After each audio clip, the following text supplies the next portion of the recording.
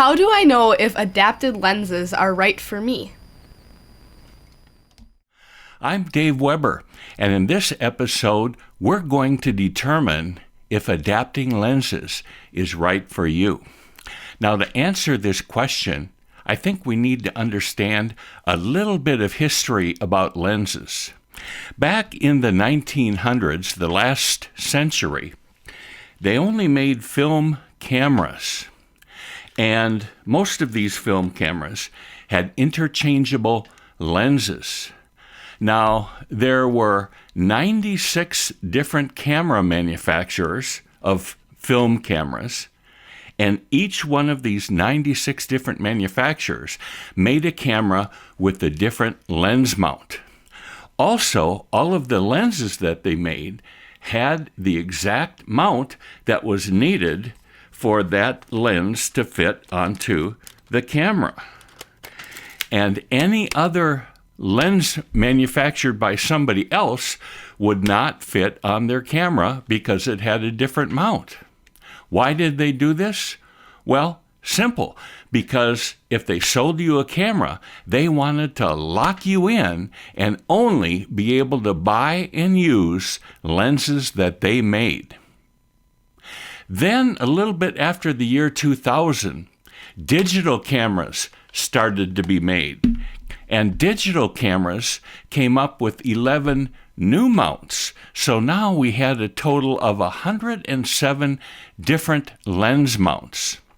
And 106 of these mounts you can't use on your digital camera because your digital camera will only use the mount that is made for your camera.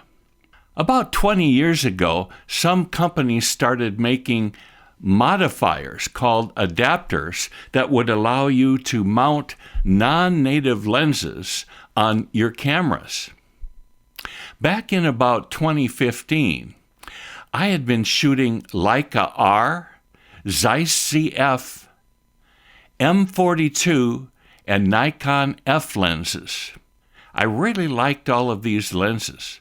But then one day I saw an ad for a Pentax K3 II camera that had a revolutionary new feature called Pixel Shift Resolution. I just had to have it. So I bought a Pentax K3 II camera, and I taught myself how to adapt my Leica R, Zeiss CF, M42, and Nikon F lenses to the Pentax K mount.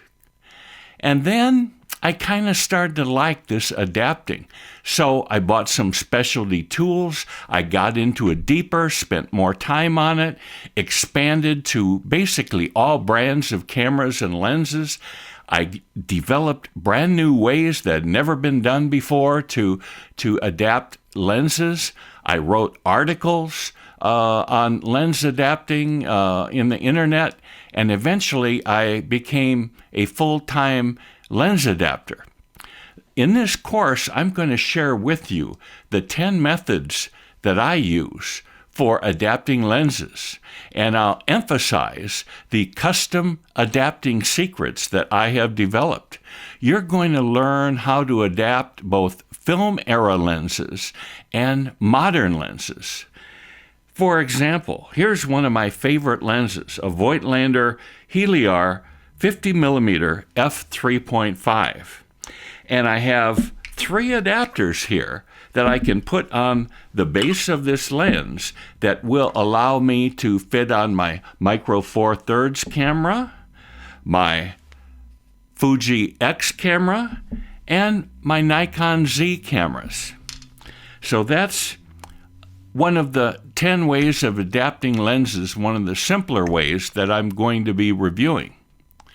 Also, we get into some more complicated ways of adapting lenses.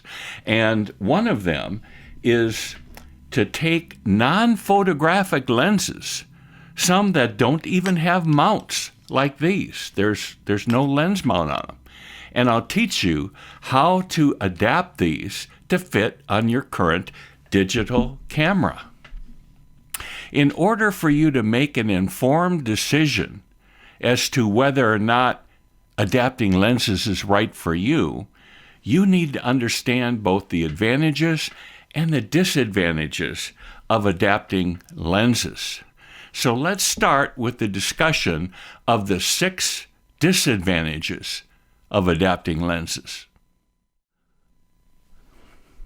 Okay, let's talk about the 6 disadvantages to adapting vintage lenses. Number 1, vintage lenses are not quite as sharp as modern lenses. That's true. Now, cinematographers I know often use a soft filter for a cinematic look. So, unsharp lenses might actually be an advantage for cinematographers and videographers when it comes to using vintage lenses. Second disadvantage is vintage lenses mostly manual focus. Now, the vintage lenses manual focusing is very smooth and exquisite. And also modern digital cameras have excellent manual focusing aids. So this is usually not as bad a stumbling block as you might think. The third disadvantage is they're not designed by computers. And there are a lot of defects such as distortion, curvature, and other aberrations that vintage lenses have that new lenses don't have. A fourth disadvantage is poor coatings. Some don't even have any coatings, and this tends to result in flare when you shoot a vintage lens into the sun or near the sun.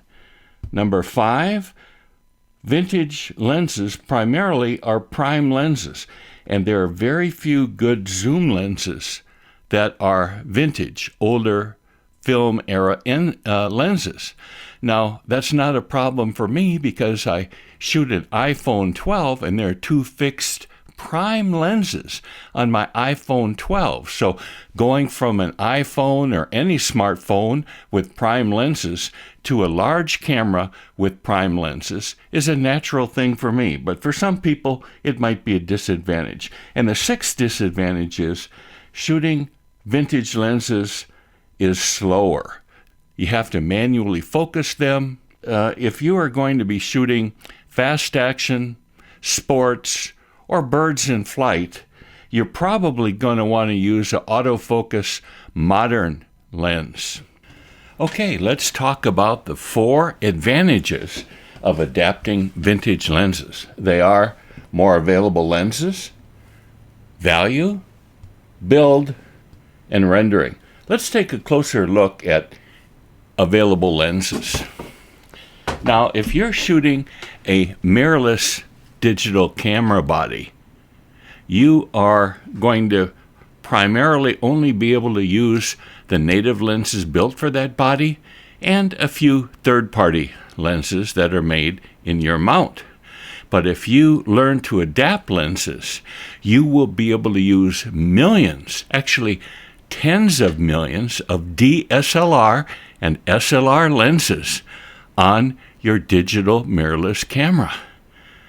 The lenses that you're going to be able to use include legendary lenses like this Meyer Optics Görlitz Primoplan lens, or this 100 millimeter f2 Olympus Zuiko lens. Or the third legendary lens I've got here is the Nikkor 105 millimeter f2.5 portrait lens. In addition to legendary lenses, you are going to be able to use specialty lenses that may not be available in your native mount. Specialty lenses like tilt-shift lenses, giant telephoto lenses, and even fisheye lenses. The second reason that you might want to adapt vintage lenses is their value. I currently own about 75 adapted lenses, and over 60 of them I spent less than $200 on them, and many I spent less than $50 on. The third reason that you might want to adapt lens is their build. They're built very well, and in some cases, actually better than newer lenses. Vintage lenses have a very simple design. This one, for example, only has 4 optical elements in it, whereas modern digital lenses sometimes have over 20 optical elements in them and a lot of autofocusing motors and electronic circuitry that can go wrong. The simpler designs are great because they're easy to clean, easy to lubricate, and really easy to repair with just a couple of cheap tools. Another build advantage is, listen to this, metal construction on a vintage lens. Listen to this, cheap plastic construction on a modern lens. Finally, vintage lenses last longer. Modern autofocus lenses, my personal experiences, I've never gotten more than about 15 years of use out of a complex modern autofocus lens, whereas I have friends who have vintage lenses that are over 100 years old. This Pentax Takumar lens of mine is over 60 years old, and it works and it looks just like it did when new. The fourth and most important advantage to adapting vintage lenses is rendering. Now, why is rendering the most important advantage to adapting vintage lenses? Well, let me tell you a story. Before I started adapting lenses, my images were like everyone else. Sure, they were sharp, everything was in focus, there was no vignetting or other aberrations. In other words, my images were an exact Xerox copy of the subject. My images were technical, realistic, and maybe a little bit sterile. Since I started adapting lenses in 2015, I feel my photos have become less technical, more artistic, and a little softer and gentler. Check out these images. I think they have soul and character that's usually not possible by shooting modern, too perfect lenses. I really like the color, the depth, the 3D pop, and the distinctive painterly appearance that my adapted lenses render. Adapted vintage lenses have given me the ability to interpret a scene and put my own spin on it. Adapted lenses are different because of their inherent imperfections and defects. Now, there are 4 of these imperfections or defects that by themselves or in combination result in unusual and unique images from adapted vintage lenses. The first defect, supposed defect, are supersaturated colors. Lenses, vintage lenses, were made with a different glass formulation than our modern lenses. They had lead in them. They might have had radioactive thorium in them. And these unique ingredients in the glass made supersaturated primary colors that I really liked. Vignetting was the second so-called defect that adds character to vintage lens images. Now, vignetting is darkening in the corners of the image, and it tends to add depth, and often people will put vignetting on an image in post-processing with their Photoshop or other computer image editing software. The third so-called defect that adds character to your images is rainbow flares. Rainbow flares are usually caused by older vintage lenses that either don't have coatings on their optical elements or only a inadequate single coating. Now, videographers often purposefully add rainbow flares for effect. And finally, the fourth supposed defect that adds character to your adapted vintage lens images is bokeh. And I listed bokeh twice here because it's probably the most important factor, the most important imperfection that leads to incredible images. Now, there's unique bokeh, such as swirly bokeh and soap bubble bokeh and hexagonal bokeh that you can get from adapting vintage lenses. But also, many of the lenses provide a super creamy, dreamy type of bokeh that makes your images look like an impressionistic painting.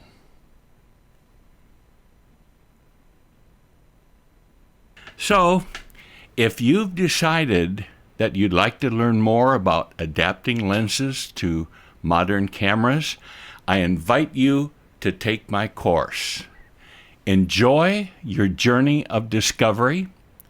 Good luck, and please feel free to contact me if you have any questions.